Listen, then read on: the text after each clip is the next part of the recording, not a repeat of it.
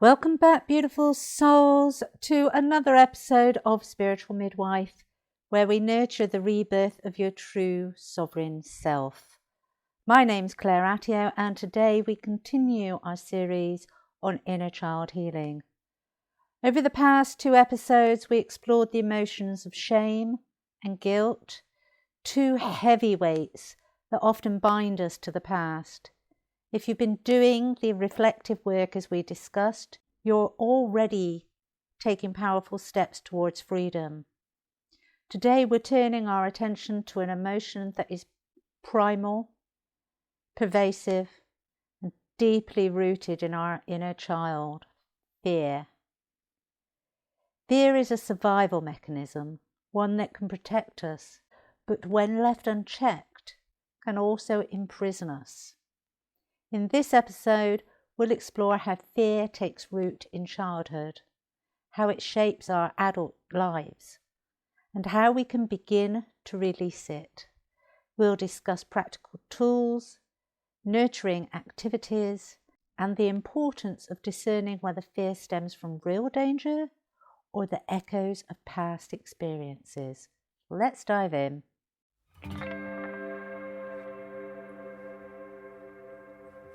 Welcome to Spiritual Midwife, the podcast that tenderly guides you through the transformative journey of spiritual awakening and personal development towards the ultimate destination of soul sovereignty.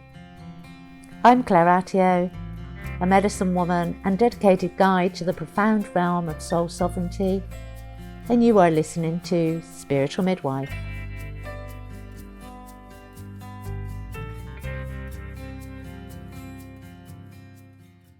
Let's start with why we're addressing fear.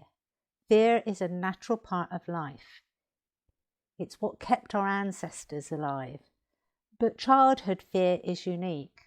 As children, our understanding of the world is limited. We look to our caregivers for safety and reassurance. When that safety isn't present, or when fear is constantly triggered, it can create patterns in the subconscious mind that persists into adulthood. For example, a child raised in a chaotic or unpredictable home might develop a constant sense of anxiety. A child criticized for mistakes might develop a fear of failure or rejection. A child exposed to traumatic events may grow up fearing the world itself. These fears are often compounded by the fact that as children, we don't have the tools to process them. Instead, they get stored in the body and the subconscious mind, creating patterns that influence our behaviour as adults. Fear from childhood can show up in many ways in our adult lives. Here are some of the common examples. Fear of rejection. This might look like avoiding vulnerability in relationships, hesitating to share your true self, or over-accommodating others to avoid disapproval. Fear of failure. Do you procrastinate or abandon goals because you're afraid you'll fail? This is a common manifestation of childhood fear of criticism. Fear of abandonment. This can lead to clingy behaviour in relationships or a fear of being alone, stemming from experiences of neglect or inconsistency in childhood, or not wanting to invest in a relationship. You preempt that abandonment, and so you reject before you get rejected. Fear of the unknown, resistance to change, reluctance to try new things, or staying in your comfort zone, being comfortable in that uncomfortability, even when it no longer serves you, can all stem from early fears. These patterns are not a sign of weakness. They're a sign that your inner child is still carrying the unresolved fear. So to heal fear, we first need to understand it. Childhood fear often forms as a result of two things: direct experiences. These are specific events that frighten us, such as being yelled at, punished, or witnessing a traumatic event, or absorbing energies. Children are incredibly intuitive. If your caregivers were anxious, fearful, or stressed, you likely absorbed these emotions, even if they weren't directed at you.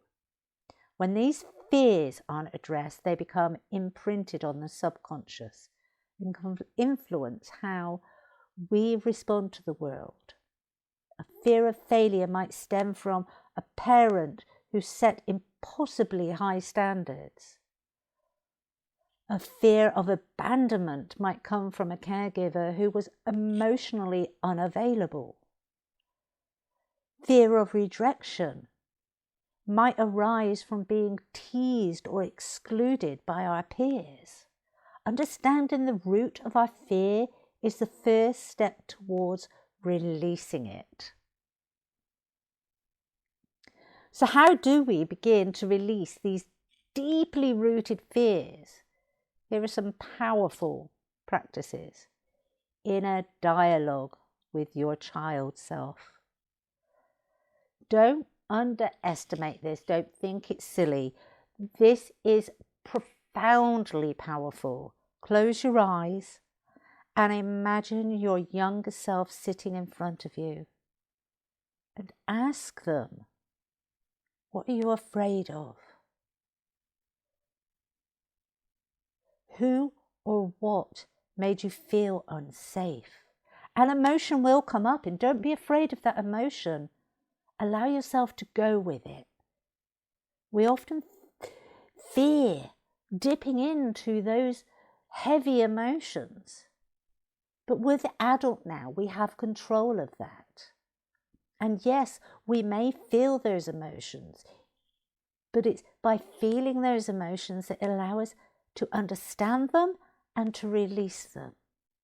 It's about not staying there. Allow yourself to visit, but not stay.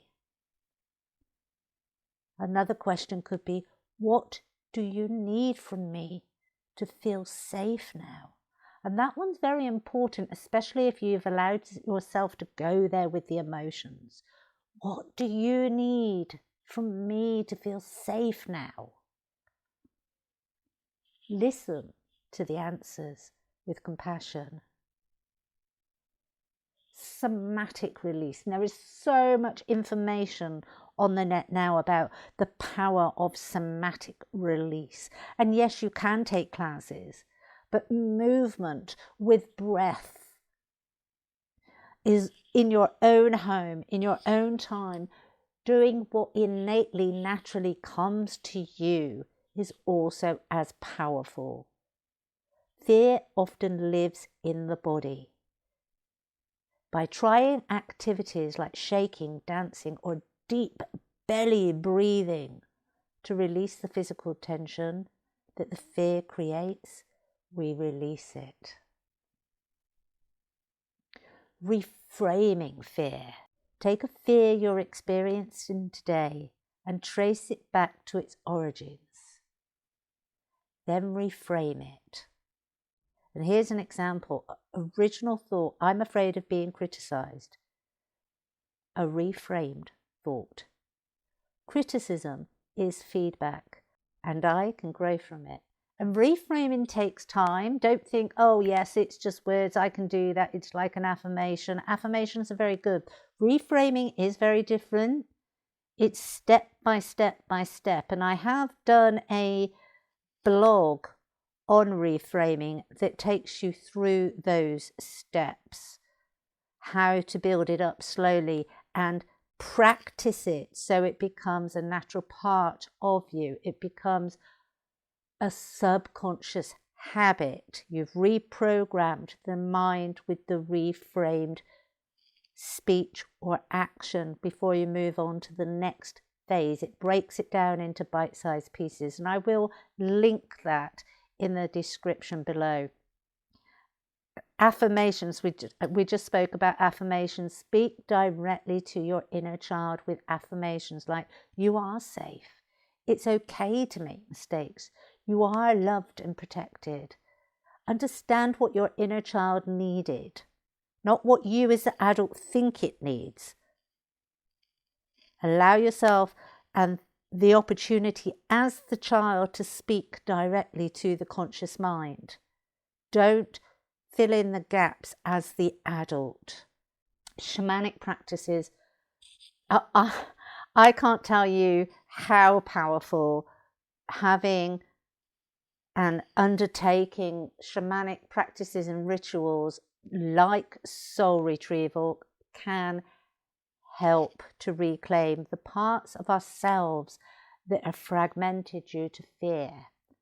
And when we get into the realms of deep shamanic practices like this, and we really dig deep into healing ourselves, and this will only be valid for a few of you because we all have different belief systems, but when I was doing this, yes, I started, my journey was about healing this life, and that's when I got into and became very aware of past life experiences and reclaiming my power and reclaiming parts of myself that had been left on other timelines and in other dimensions. And it's immensely powerful for really connecting to who we are as a soul being.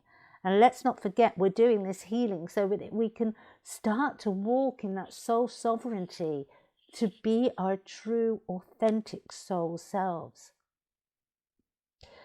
And this practice is particularly helpful with deep-seated trauma.